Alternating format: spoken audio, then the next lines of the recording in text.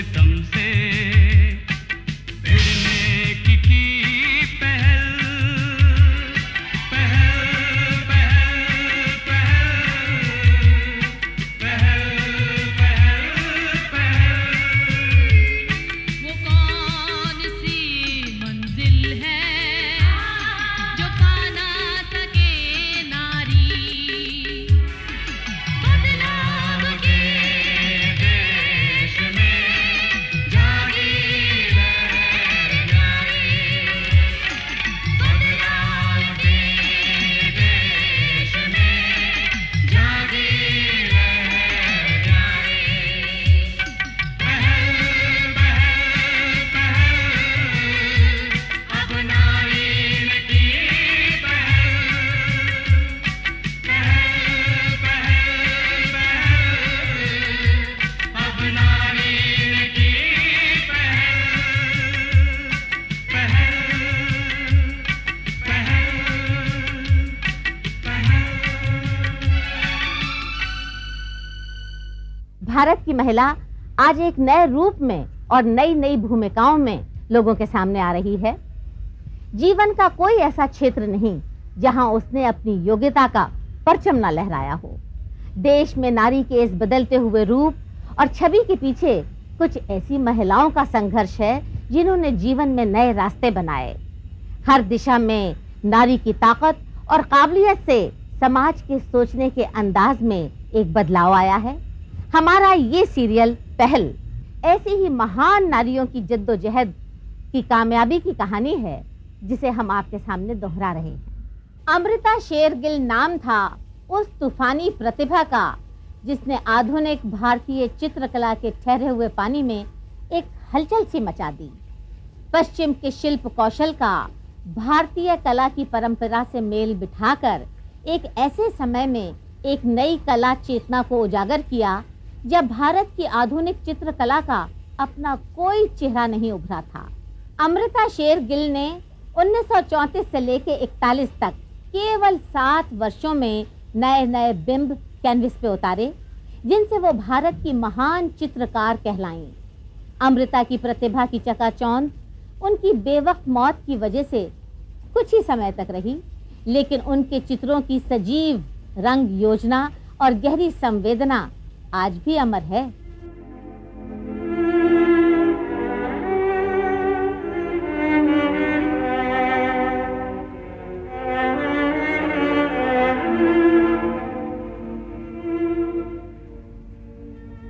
Hungary की सुंदर राजधानी बुडापेस्ट के बीच डेन्यूब नदी चांदी की उज्जवल रेखा सी बहती है।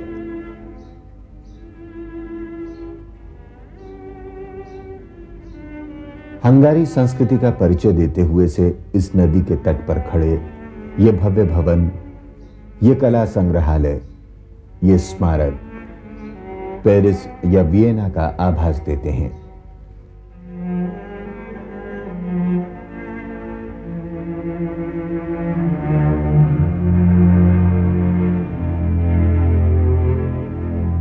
लेखकों, बुद्धिजीवियों, कलाकारों के यहाँ हर पल रहने वाले जमाव से हंगरी के लोगों के परंपरागत कला प्रेम का पता चलता है।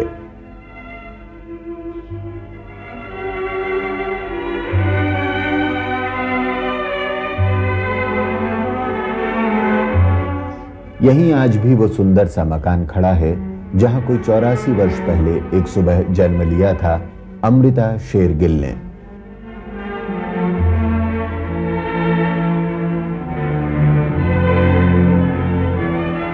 बुडापेस्ट की समृद्ध कला परंपरा के साथ रंगों और रेखाओं से घिरे बचपन के दिन उनकी इस जन्मजात प्रतिभा के साक्षी थे।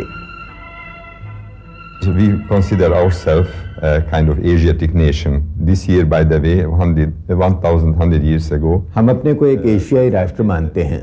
पूर्व से आए हमारे पूर्वजों के वर्तमान हंगरी में आगमन का ये 1100वां वर्ष है। इस सारे समय हमने पूर्व के साथ अपने संबंधों को बनाए रखा है। पिछली एक शताब्दी से तो हमारे संबंध विशेष रूप से महत्वपूर्ण हो गए हैं।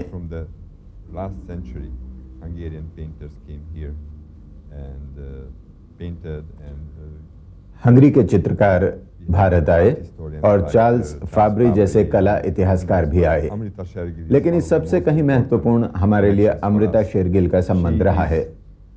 वो शरीर से भी एक तरह से इस संबंध को व्यक्त करती थीं। जैसा कि आप जानते हैं, उनकी मां हंगारी थी और पिता उमराव सिंह एक बहुत प्रसिद्ध सिख परिवार के सदस्य, और वो थोड़ी हंगारी और थोड़ी भारतीय थीं। जैसा आप जानते हैं, उनका जन्म बुडापेस्ट में 1913 में हुआ था और अपने जीवन के पहले 8 वर्ष उन्होंने अपने पिता उमराव सिंह के साथ वहीं बिताए थे।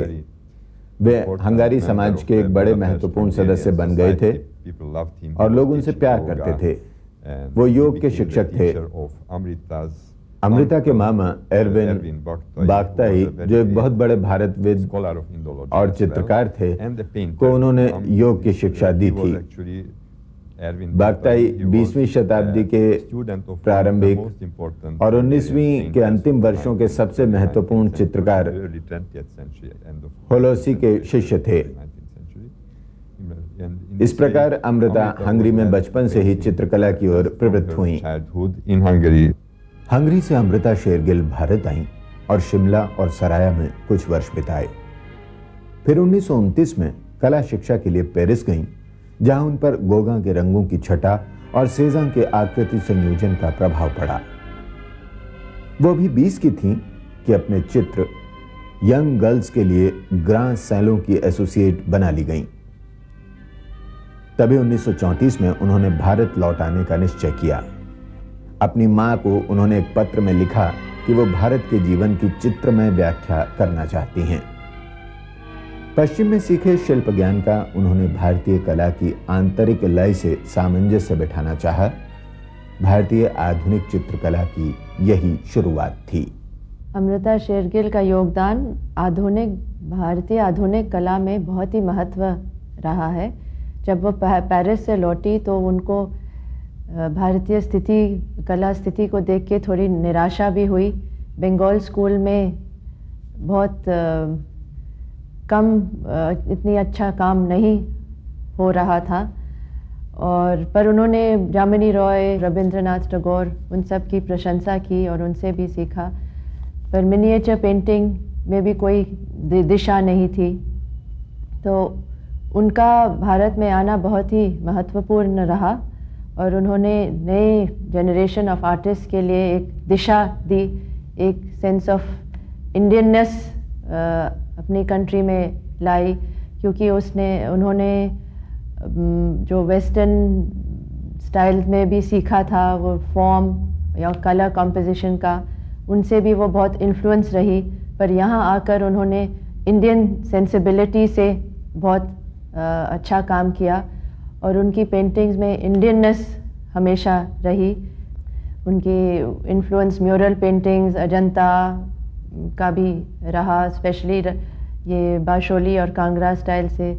तो उनकी डिफरेंट सीरीज़ ऑफ पेंटिंग्स जो रिक्शा पुलर्स की हैं या शिमला की पेंटिंग्स हैं, या जहाँ वो अपनी विलेज में भी रही, उनके जो विलेज सीन्स हैं वो भी बहुत महत्वपूर्ण रहे। और वेस्टर्न स्टाइल टेक्निक अडॉप्ट किया, पर उसमें इंडियननेस हमेशा रहा उनकी पेंटिंग्स में।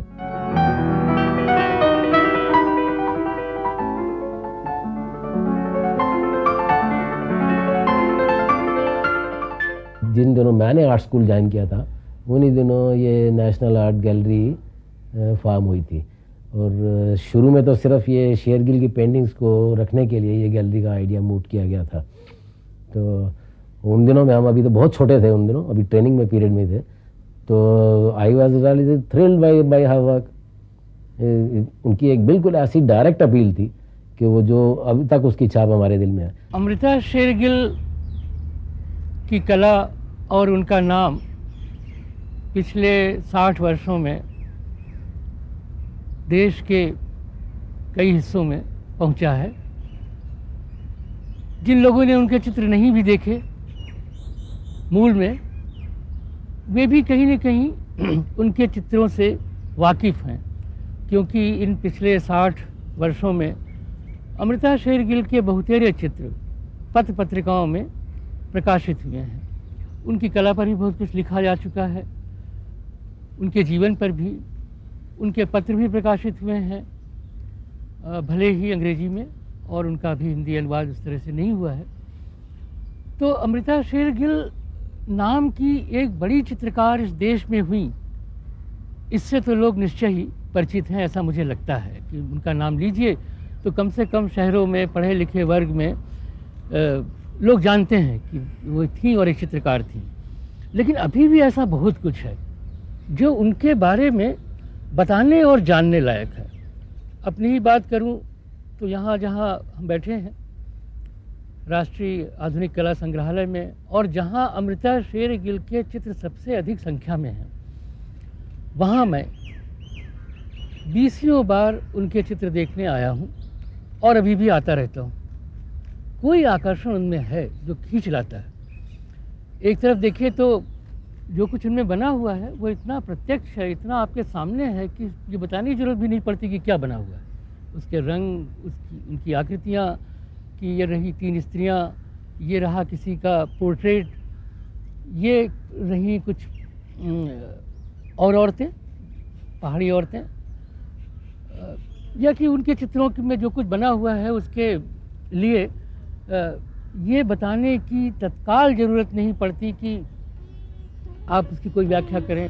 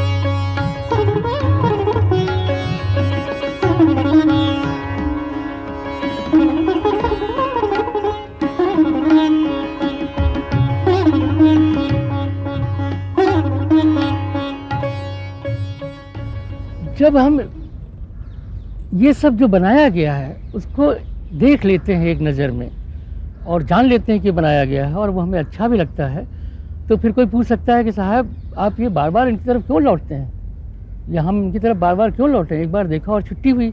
लेकिन वैसा होता नहीं है। वही अमृता शेरगिल की कला का जादू है, और सच पूछे तो वही किसी बड़ी कला का जादू होता है कि ये जान लेने के बाद भी कि इसमें क्या बना हुआ है, रंग क्या है, शायद ये जान लेने के बाद भी कि इसको कब बनाया गया है, कैसे बनाया गया है, इसका माध्यम क्या है, आप किसी छवि के आकर्षण में लौटते हैं। यानी वो चित्र क्या कह रहा है इसे जानने के लिए, या और क्या कह रहा है, आपसे एक बार जो पहले कह चुका है उसके बाद और क्या कह रहा है, इसे जानने के लिए आप उसकी ओर लौटते हैं। अमृता शेरगिल ने हिंदुस्तान को करीब करीब उसी तरह से देखा है जैसे गांधी जी ने देखा था। जैसे कि even Nehru ji also couldn't see it in the same light, they were more interested in freedom and the patriotism. लेकिन जो लोगों की जो हालत थी वो ये लोग नहीं देख पाए थे। Amrita saw the same thing in this way when she painted them, तो she was actually absolutely a realistic, उसका एटीट्यूड जो था बड़ा रियलिस्टिक था। उसने कोई एलेगोरीज या मेथ्स या पुरानी कल्चर का रिवाइवल या ये या वो इस तरह की कोई चीज़ नहीं की। उसने जैसे लोग देखे उनको उसी तरह से पेंट किया, उनकी जो मेलंकोली थी, उनकी जो सैडनेस थी, और ये हो सकता है कि उसकी इन सब की सैडनेस उसकी अपनी सैडनेस के साथ मिक्स होके वो एक बड़ा पावरफुल एक्सप्रेशन बन के निकली। अमृता ने अजंता के माध्यम से भारतीय चित्रकला की आत्मा में झांका। फिर 1938 में हंगरी जाकर अपने मौसेरे भाई विक्टर ईगन से शादी कर ली। She knew quite well the contemporary Hungarian world of painters. वो हंगरी के समकालीन कला जगत से भलीभांति परिचित थीं। जब वो पेरिस में कला शिक्षा ले रही थीं, तो एक हंगारी चित्रकार नेमेश ने अध्ययन में उनकी सहायता की। अपने मामा एरविन बागताई के माध्यम से उन्होंने हंगरी से संपर्क बनाए रखा और हंगरी की नग्नाओं, हंगरी के इतिहास की घटनाओं और हंगारी वास्तुकला से वो प्रभावित हुईं। पर उनकी अपनी पहचान बड़ी सशक्त थी। अद्वितीय बने रहने की उनकी इच्छा बड़ी प्रबल थी। या मैं ये भी कह डालूं कि ये भी हंगारी चरित्र की एक विशेषता जो अति की हद तक भी जा सकती है।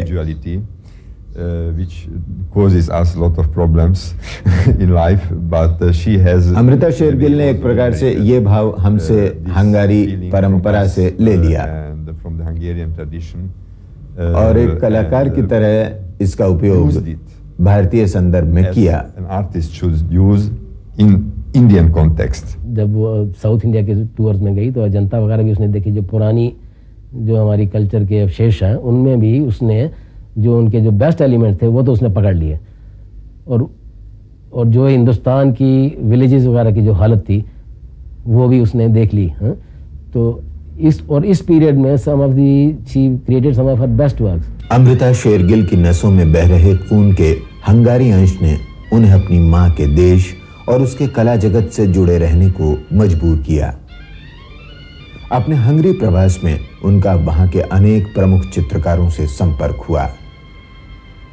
हंगरी के जीवन को उन्होंने उसी तन्मय तीव्रता से अपने चित्रफलक पर उतारा जैसे कि भारत में शिमला या सराया के लोक जीवन को। पोटैटो पीलर यानी आलू छीलती स्त्री हो या द मेरी सिमेट्री अथवा हंसता कब्रिस्तान, हंगेरियन पेजेंट या हंगरी का किसान हो अथवा हंगेरियन मार्केट सील, इस दौर के उनके चित्र उनके भारतीय चित्रों से बहुत अलग नहीं लगते। कभी कभी तो ऐसा लगता है जैसे उनकी कल्पना में उस समय भी भारतीय चेहरों या दृश्यों के बिंब तैर रहे थे और इन पर अस्तित्ववादी चिंतन की भी छाया है। और अंत में वो अपने पति के साथ लाहौर चली आईं, जहां उन्होंने अपने जीवन के अंतिम चित्र बनाए।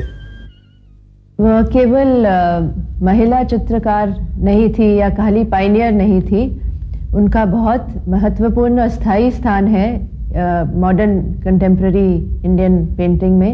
उन्होंने एक गति दी कंटेम्प्रेरी आर्ट को, जो आज बस आगे बढ़ता ही जा रहा है।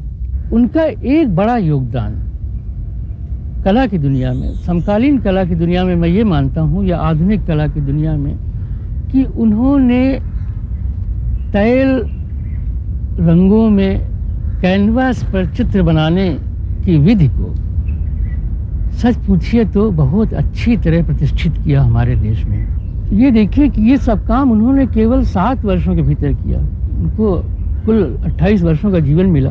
शेरगिल का जो काम है वो तो एक सेंस में मॉडर्न इंडिया की जो पहली, मेरे ख्याल में पहली जो एक एक्सप्रेशन हुई है जो इतनी पावरफुल है कि इंडिया जो उस वक्त हो रहा था उसको उसने इतना पावरफुली प्रोजेक्ट किया। अमृता शेरगिल में जीवन को बूंद बूंद पीने की लालसा थी। भारत में उन्हें वो सांस्कृतिक आधार भूमि मिली जिस पर खड़ी होकर उन्होंने अपने कला मुहावरे की खोज की। भारत में उनके चित्रों में मानवीय करुणा का भाव आरंभ से अंत तक छाया रहा। मदर इंडिया अथवा भारत माता जैसे चित्रों में यह करुणा भाव दुख का सही अर्थ समझने की कोशिश का रूप लेता दिखाई देता है। इसमें गरीब स्त्री और उसके बच्चों की उदासी और निराशा को दया नहीं, सहानुभूति और संवेदना से चित्र फलक पर उतारा गया है।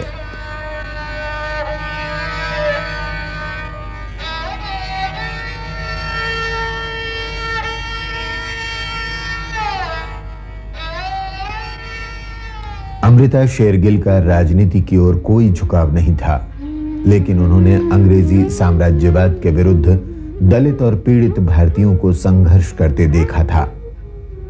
उनका बनाया महात्मा गांधी का रेखा चित्र बताता है कि वो इस संघर्ष से अप्रभावित नहीं रही थीं।